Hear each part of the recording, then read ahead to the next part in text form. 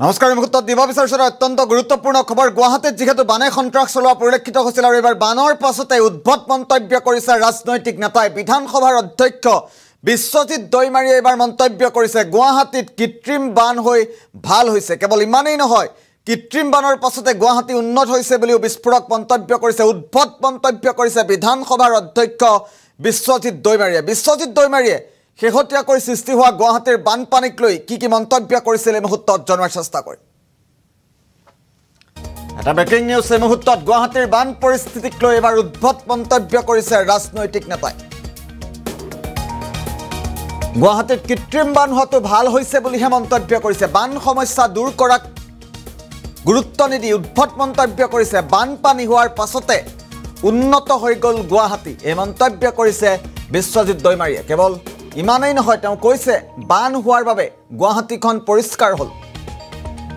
বিধানসভাৰ অধ্যক্ষ বিশ্বজিৎ দৈমাৰীৰ মন্তব্যৰ পাছতে এতিয়া ৰাজ্যজুৰি তীব্ৰ চৰ্চা হোৱা পৰিলক্ষিত হৈছে লগতে তেওঁ কৈছে নলা নৰ্দমাবোৰৰ জাবৰ বানপানী তোলাই গৈছে আৰু গুৱাহাটীৰ বান পৰিস্থিতিক লৈ শেহতীয়াকৈ উদ্ভট মন্তব্য কৰিছে আমি পুনৰবাৰ উল্লেখ কৰাৰ চেষ্টা কৰিছোঁ বিশ্বজিৎ দৈমাৰী অসম বিধানসভাৰ অধ্যক্ষ বিশ্বজিৎ দৈমাৰীয়ে উদ্ভট মন্তব্য কৰিছে গুৱাহাটীৰ কৃত্ৰিম বান হোৱাটো ভাল হৈছে গুৱাহাটীত কৃত্ৰিম বান হৈ ভাল হৈছে বানপানী হোৱাৰ পাছত উন্নত হৈ গ'ল গুৱাহাটী এই মন্তব্য কৰিছে বিধানসভাৰ সন্মানীয় অধ্যক্ষ এগৰাকীয়ে বান হোৱাৰ বাবে গুৱাহাটীখন পৰিষ্কাৰ হ'ল বুলিহে তেওঁ মন্তব্য কৰিছে আৰু বিশ্বজিৎ দৈমাৰীৰ পাছত মন্তব্যৰ পাছতে এতিয়া ৰাজ্যজুৰি ব্যাপক চৰ্চা চলা পৰিলক্ষিত হৈছে কি কৈছিল বিশ্বজিৎ দৈমাৰীয়ে এই মুহূৰ্তত মন্তব্য আছে পুনে পুনে শুনাইছো না সোহেতু হেদিনা অকস্মাত খুব মানে বেলেগ ধৰণৰ হেদিনা বৰষুণটো দিছিলে একদম বালতি দি ঢালি দিয়াৰ নিচিনা গতিকে হঠাৎ 1 ঘণ্টাৰ 2 ঘণ্টাৰ ভিতৰত তেনেকুৱা বৰষুণ দিয়াৰ কাৰণে মানে গুৱাহাটীৰ অৱস্থাটো হেতু হৈ গ'ল আৰু ভাল যে গুৱাহাটী আজি বহুত ইমপ্ৰুভ হৈ গ'ল ড্ৰেনেজ সিস্টেমবিলাক সব ঠিক হৈ গ'ল সেই কাৰণে নেক্সট দিনাৰ পৰা গোটেই পানী সব মানে নালাই দি গুচি গৈ ফালে আকৌ মানে আমাৰ গোটেই গুৱাহাটীটো প্ৰায় এতিয়া কিবা কৰিব পৰা হৈ গ'ল পুনৰ স্বাভাৱিক জীৱন যাত্ৰা আৰম্ভ হ'ল কিন্তু সেইদিনা সিচুৱেশ্যনে হেতু আছিলে যদি বৰষুণ তেনেকুৱাই দিয়ে তেতিয়াতো বিপদ আৰু যিকোনো ঠাইতে বৰষুণ দিলে হেতুই হ'ব আৰু গুৱাহাটীত বেছি হ'বই কাৰণ গুৱাহাটী আমি সবে জানো তাত পানী থাকিবলৈ আৰু খালী জায়গা নাই সবৰে ঘৰ ৰাস্তাই ৰাস্তা পানী ঘূৰিব লাগে যাব লাগে কিন্তু আমি মানে কি কয় এতিয়া গুৱাহাটী যেহেতু বহুতখিনি ইমপ্ৰুভ হৈ গ'ল তাৰ কাৰণে এই বানপানীত বেছি মানে কিবা কৰিবলগীয়া নহ'ল বেছি দিন না সোহেতু হেদিনা অকস্মাত খুব মানে বেলেগ ধৰণৰ হেদিনা বৰষুণটো দিছিলে একদম বালতি দি ঢালি দিয়াৰ নিচিনা গতিকে হঠাৎ 1 ঘণ্টাৰ 2 ঘণ্টাৰ ভিতৰত তেনেকুৱা বৰষুণ দিয়াৰ কাৰণে মানে গুৱাহাটীৰ অৱস্থাটো হেতু হৈ গ'ল আৰু ভাল যে গুৱাহাটী আজি বহুত ইমপ্ৰুভ হৈ গ'ল ড্ৰেনেজ সিস্টেমবিলাক সব ঠিক হৈ গ'ল সেই কাৰণে নেক্সট দিনাৰ পৰা গোটেই পানী সব মানে নালাই দি গুচি গৈ ফালে আকৌ মানে আমাৰ গোটেই গুৱাহাটীটো প্ৰায় এতিয়া কিবা কৰিব পৰা হৈ গ'ল পুনৰ স্বাভাৱিক জীৱন যাত্ৰা আৰম্ভ হ'ল কিন্তু সেইদিনা সিচুৱেশ্যনে হেতু আছিলে যদি বৰষুণ তেনেকুৱাই দিয়ে তেতিয়াতো বিপদ আৰু যিকোনো ঠাইতে বৰষুণ দিলে হেতুই হ'ব আৰু গুৱাহাটীত বেছি হ'বই কাৰণ গুৱাহাটী আমি সবে জানো তাত পানী থাকিবলৈ আৰু খালী জায়গা নাই সবৰে ঘৰ ৰাস্তাই ৰাস্তা পানী ঘূৰিব লাগে যাব লাগে কিন্তু আমি মানে কি কয় এতিয়া গুৱাহাটী যেহেতু বহুতখিনি ইমপ্ৰুভ হৈ গ'ল তাৰ কাৰণে এই বানপানীত বেছি মানে কিবা কৰিবলগীয়া নহ'ল বেছি দিন এয়া আছিল বিধানসভাৰ অধ্যক্ষ বিশ্বজিৎ দৈমাৰীৰ মন্তব্য বিশ্বজিৎ দৈমাৰীৰ মন্তব্যৰ পাছতে ৰাজ্যজুৰি ব্যাপক চৰ্চা চলা পৰিলক্ষিত হৈছে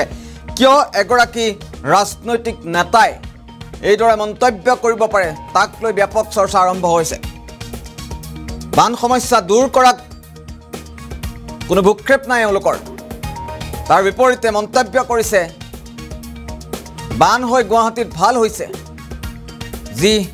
বিলাই বিপত্তি নোহোৱা হ'ল এই বানে সন্ত্ৰাস চলোৱাৰ পাছতে গুৱাহাটী মহানগৰীত বহু লোক যান জঁটত বহু সময় ধৰি আবদ্ধও হৈ থাকিল কিন্তু অৱশেষত এয়া ৰাজনৈতিক নেতাৰ মন্তব্য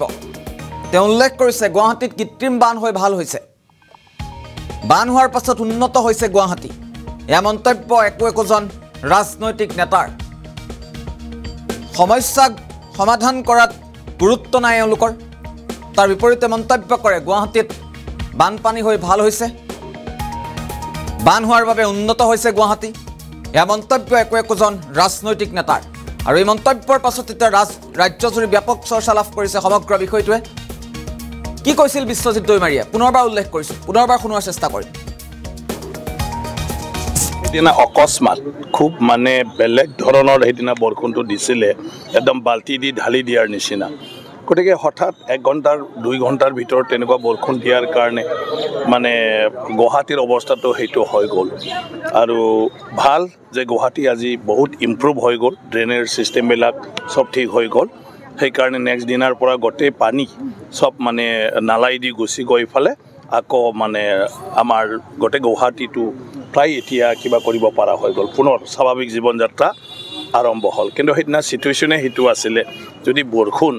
তেনেকুৱাই দিয়ে তেতিয়াতো বিপদ, আৰু যিকোনো ঠাইতে বৰষুণ দিলে সেইটোৱেই হ'ব। আৰু গুৱাহাটীত বেছি হ'বই, কাৰণ গুৱাহাটী আমি চবেই জানো তাত পানী থাকিবলৈ আৰু খালী জেগা নাই, চবৰে ঘৰ, ৰাস্তাই ৰাস্তা পানী ঘূৰিব লাগে, যাব লাগে। কিন্তু আমি মানে কি কয়, এতিয়া গুৱাহাটী যিহেতু বহুতখিনি ইম্প্ৰুভ হৈ গ'ল, তাৰ কাৰণে এই বানপানীত বেছি মানে কিবা কৰিবলগীয়া নহ'ল বেছি দিন। নাই চোৱা, সেইটো সেইদিনা অকস্মাত খুব মানে বেলেগ ধৰণৰ সেইদিনা বৰষুণটো দিছিলে, একদম বাল্টি দি ঢালি দিয়াৰ নিচিনা। গতিকে হঠাৎ 1 ঘণ্টাৰ 2 ঘণ্টাৰ ভিতৰত তেনেকুৱা বৰষুণ দিয়াৰ কাৰণে মানে গুৱাহাটীৰ অৱস্থাটো সেইটো হৈ গ'ল। আৰু ভাল যে গুৱাহাটী আজি বহুত ইম্প্ৰুভ হৈ গ'ল, ড্ৰেইনেজ ছিষ্টেমবিলাক চব ঠিক হৈ গ'ল। সেইকাৰণে নেক্সট দিনাৰ পৰা গোটেই পানী চব মানে নালাই দি গুচি গৈ ফালে আকৌ মানে আমাৰ গোটেই গুৱাহাটীটো প্ৰায় এতিয়া কিবা কৰিব পৰা হৈ গ'ল, পুনৰ স্বাভাৱিক জীৱন যাত্ৰা আৰম্ভ হ'ল। কিন্তু সেইদিনা চিটুৱেশ্যনে সেইটো আছিলে, যদি বৰষুণ তেনেকুৱাই